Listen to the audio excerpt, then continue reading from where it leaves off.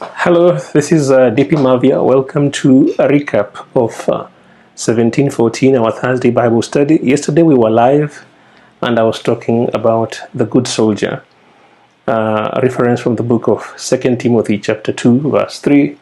Paul talking to Timothy and telling Timothy to endure hardness as a good soldier of Jesus Christ.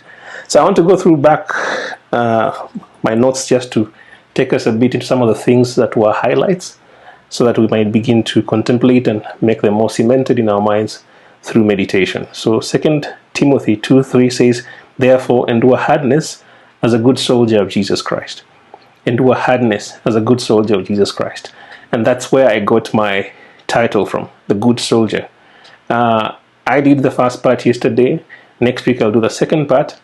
But one of the things you find in the same chapter, 2 Timothy chapter 2 verse 2, Paul says, "Whatsoever you have heard of me, I beseech you, Timothy, to commit it to faithful men." Whatsoever you have heard of me, I beseech you to commit it to faithful men. So Timothy has heard something from Paul, and Paul is telling Timothy, transfer that thing to faithful men. Transfer it to faithful men.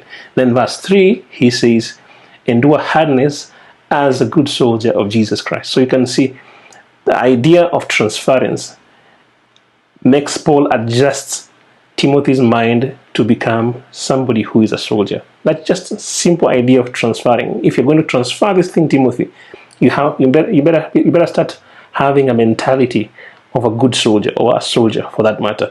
You have to stop thinking like a civilian. Why?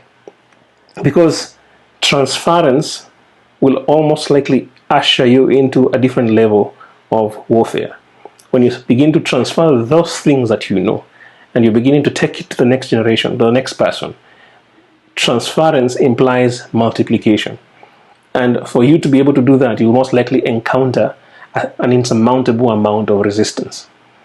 Once you have imbibed a thing and it's yours and it's working for you, you might be fought or contested about it. But when you want to multiply it and transfer it to somebody else, you will most likely encounter an insurmountable amount of resistance. So that transference element is what is actually making Paul begin in some way or another to militarize Timothy, and says, because you're going to be in a place where you need to transfer what you've heard from me, you'll most likely encounter an insurmountable amount of resistance. Therefore, Timothy, start thinking like a soldier. Start thinking like a soldier. So I've written here, most of the time we experience high-level warfare when we reach stations of our lives where we need to transfer or commit the integrity of the gospel to faithful men. Let me repeat that again. Most of the times we experience high-level warfare when we reach stations in our lives where we need to transfer or commit the integrity of the gospel to faithful men.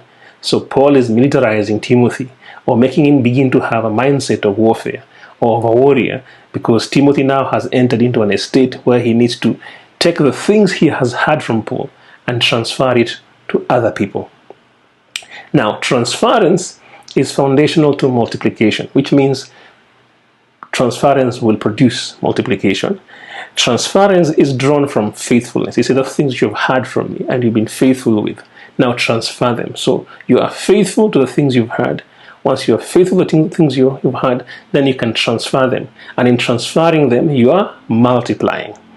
But faithfulness is also foundational to rootedness, which means you had something, you got rooted in it, and getting rooted in it made you faithful to it. And when you're faithful to it, now you can begin to transfer it. And in that transference, you're actually inducing a mechanism of multiplication. And that is where you need to have what? A mindset of a warrior. So you need to understand 2 Timothy chapter 2. Verse 1, 2, and 3, from that perspective. Paul is telling Timothy, there's something I need you to do. Those things which you have heard of me, commit them to faithful men, which means transfer them, teach them to faithful men. But Timothy, as you're doing so, you know you might encounter an insurmountable amount of resistance. Therefore, I want you to do it. I want you to endure hardness as a soldier of Jesus Christ. Endure hardness as a good soldier of Jesus Christ. So this is not just for Timothy, this is for us. Whatever you have in your life that God is requiring you to transfer to somebody else, to mentor somebody else, to host apprentices who most likely will take over what you have and multiply it.